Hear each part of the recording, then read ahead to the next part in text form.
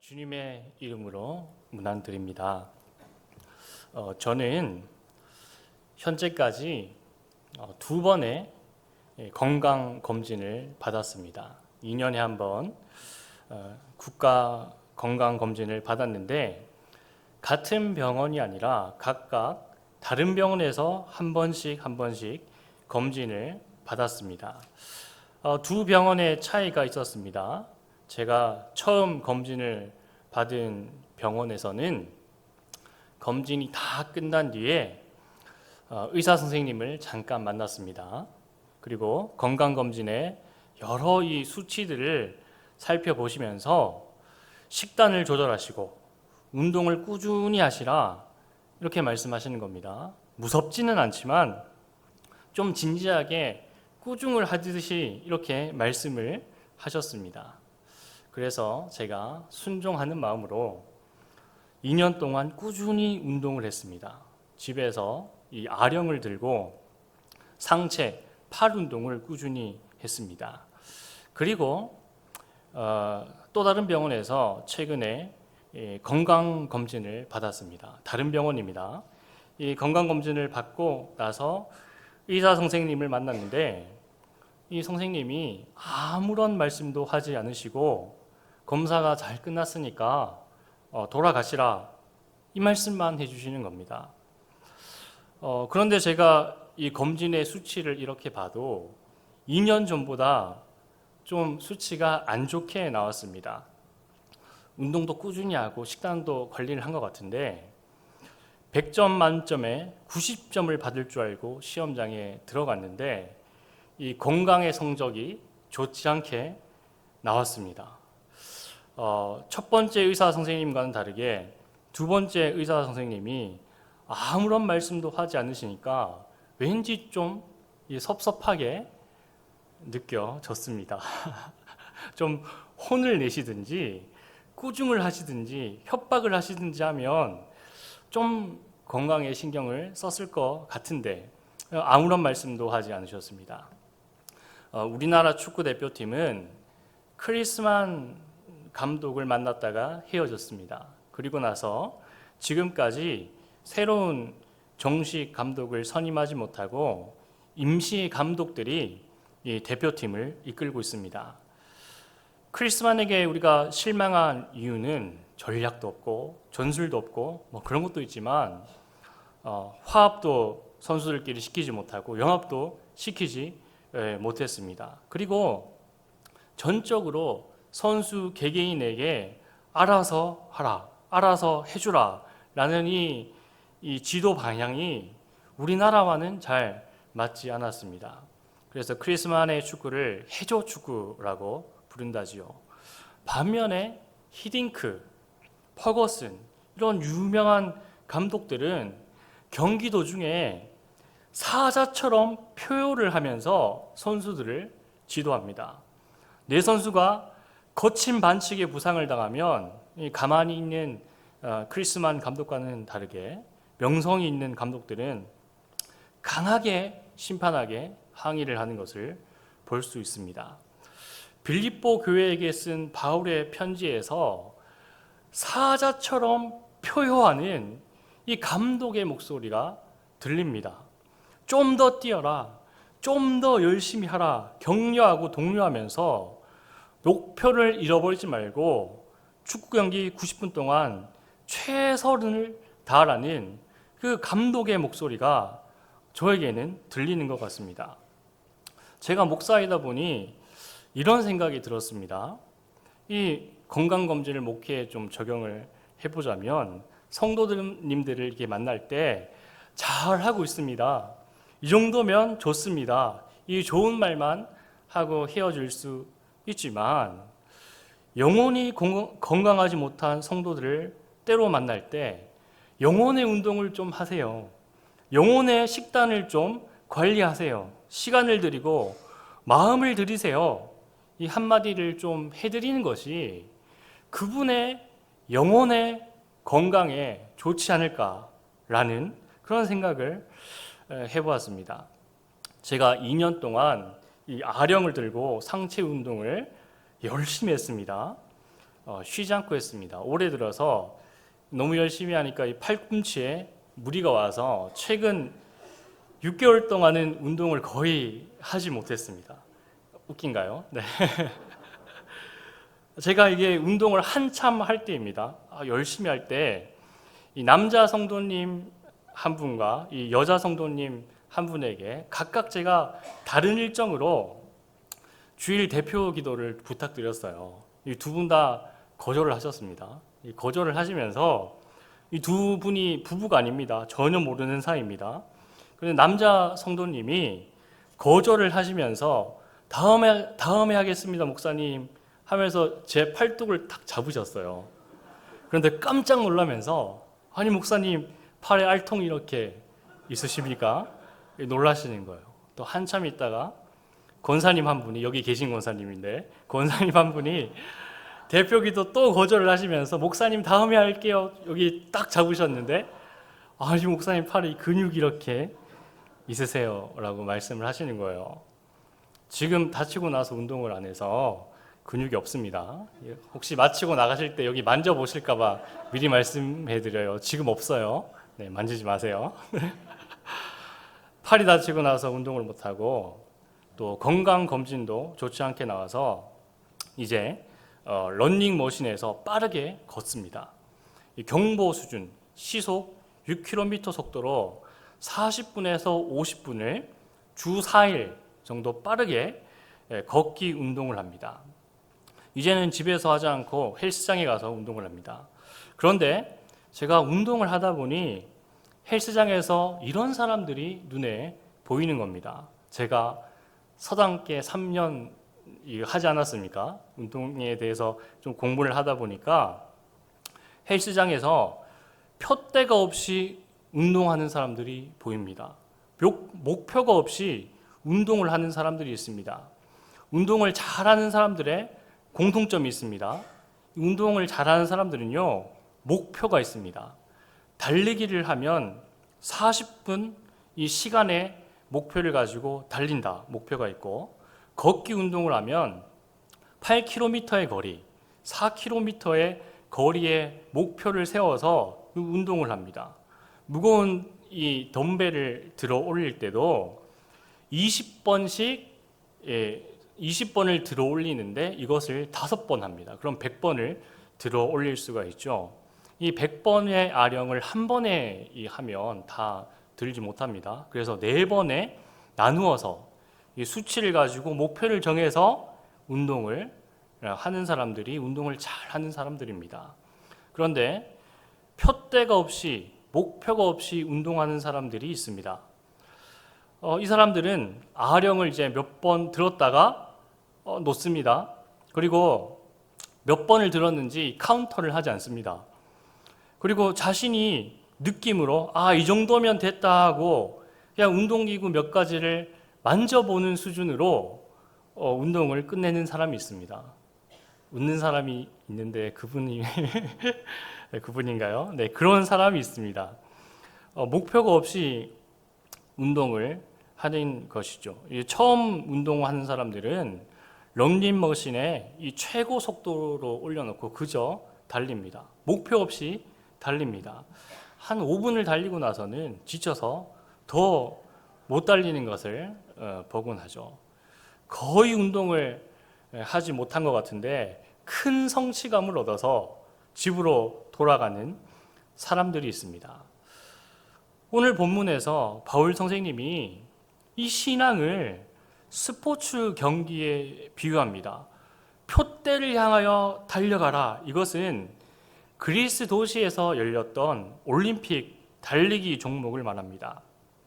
달리기 선수가 결승점에서 결승선을 뚫고 지나가면 관중들이 환호합니다. 바울의 말을 들어보면 이런 상황과 같습니다. 바울이 지금 달리기 경주에서 선두를 달리고 있습니다.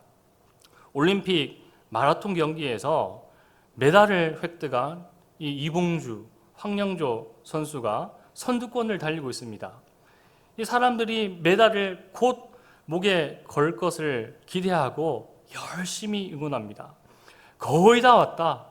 조금만 가면 메달을 목에 걸 수 있다. 박수치고 환호하며 응원을 합니다. 이 바울도 비슷한 상황입니다. 신앙에 있어서 바울을 앞서는 사람이 또 있을까요? 전도면 전도, 선교면 선교, 성경의 지식도 박식합니다. 기적을 일으키고 귀신을 쫓으며 예수님의 복음을 전파하며 많은 교회를 개척했습니다. 경건에 있어서도 기도면 기도, 묵상이면 묵상, 어디 하나 남들이 보기에 빠지지 않는 성숙한 신앙을 소유한 듯합니다. 그리스도인들이 박수를 보내며 바울에게 응원하고 격려를 합니다. 여러분, 경기에 나가서 1등을 해보신 적 있으십니까? 축구대표팀이 4강에 진출했을 때 그 기분을 기억하십니까? 바울이 지금 그 결승점에 다들은 다 온 그 기분을 만끽하고 있는 것이 아닙니다. 사람들은 그렇게 응원하고 있지만 바울은 거기에 지금 도취되고 있는 것이 아니죠. 제가 경기에 나가서 전교생 앞에서 이 큰 상을 받은 적이 있습니다. 예전에는요, 상을 줄 때 운동장에 전교생을 모아놓고 이름 부르면서 상 줬죠. 네, 제가 거기서 상을 받은 적이 있어요. 네, 국영수를 잘해서 상을 받은 것도 아니고 음악, 미술, 체육을 잘해서 상을 받은 것이 아닙니다. 이 비행기 글라이더 아세요? 그거 만들어서 날리기 대회 나갔는데 그거 잘 날려서 상 받았어요.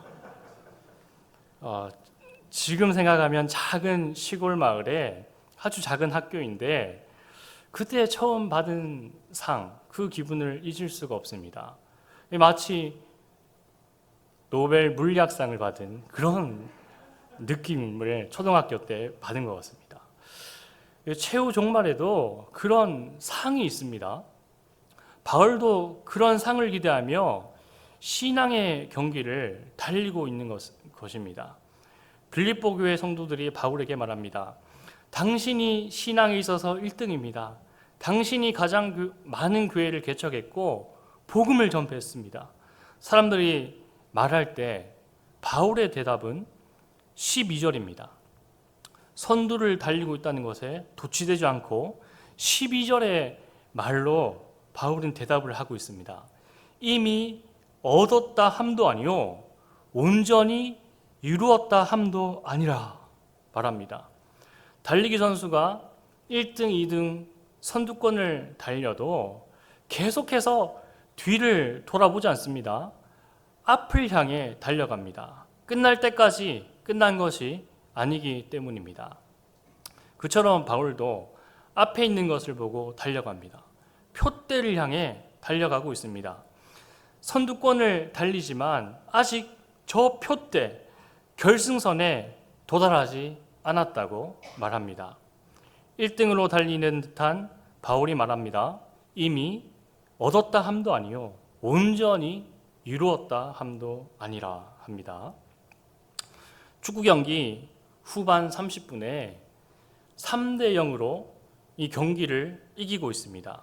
시간이 얼마 남지 않았습니다. 15분 남짓한 시간이 흐르고 나면 승리를 쟁취합니다. 이것만 이기면 다시 월드컵 4강에 진출합니다. 그런데 상대팀이 여기서 그만합시다. 패배를 인정합니다. 확률상 우리가 진 게임입니다. 라고 하지 않습니다.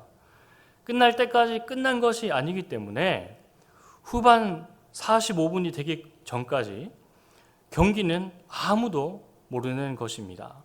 좋은 감독은 이렇게 말합니다. 3골 넣은 것 잊어버리라 합니다. 과거에 내가 넣었던 3골이 있습니다. 내가 했던 헌신과 봉사, 왕년에 내가 했던 40일 특별 새벽기도, 왕년에 내가 했던 성경 백독. 13절에 바울은 말합니다. 오늘 오직 한 일, 했던 일, 뒤의 일을 잊어버리고 앞에 있는 것을 잡으라 합니다. 바울이 말하고자 하는 것은 지금 내가 후반 30분에 경험하고 있는 것, 이 경험하고 있는 부활과 그리스도가 전부가 아니라는 것입니다. 15분 뒤에 3대 0으로 승리하지만 이것은 미완성이고 아직 성취가 되지 않은 승리라는 것입니다. 이미 알고 있는 부활, 이미 알고 있는 그리스도이나 아직 온전히 100% 부활과 그리스도를 우리가 다 알지 못한다는 것을 바울이 설명하고 있습니다. 그러니까 결승점까지 뛰어라 라고 바울이 다독이고 있는 것이죠. 바울이 이렇게 말하는 것은 혼자만 잘 뛰려는 것이 아닙니다. 나 혼자 1등 할 테니 당신들 옆에서 응원이나 잘해 주시오. 그거 바라는 것 아닙니다. 빌립보 교회 교인들에게 함께 뛰어보자, 함께 달려가 보자 권면하고 있습니다.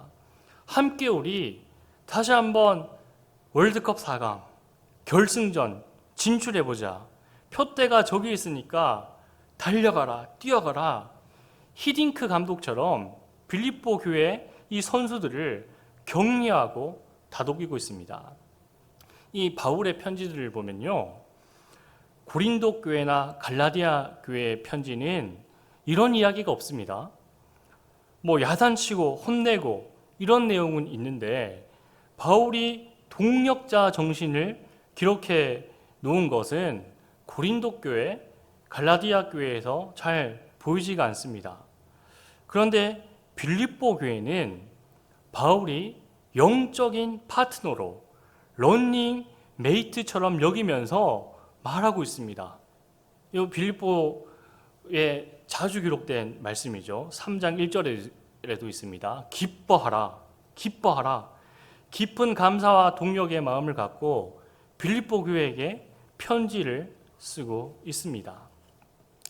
바울이 한 팀으로 생각하고 4강 진출을 함께 꿈꾸는 교회가 바로 빌립보 교회입니다. 저와 여러분이 이런 빌립보 교회와 같이 귀히 쓰임받기를 축복합니다. 사도행전 14장에 누스드라에서 복음을 전파하는 바울에게 사람들이 돌을 던집니다. 돌에 맞아 쓰러진 바울이 죽은 줄 알고 사람들이 시외로 내다버립니다. 그리고 깨어난 바울이 바로 복음을 전파합니다. 성경에는 나와 있지 않지만 몸에 묻은 먼지 툭툭 털고 데일밴드 하나 붙이고 곧바로 더베라는 도시에 복음을 전하고 제자를 삼습니다. 깨어나서 원망을 하거나 불평을 했다는 기록이 없습니다.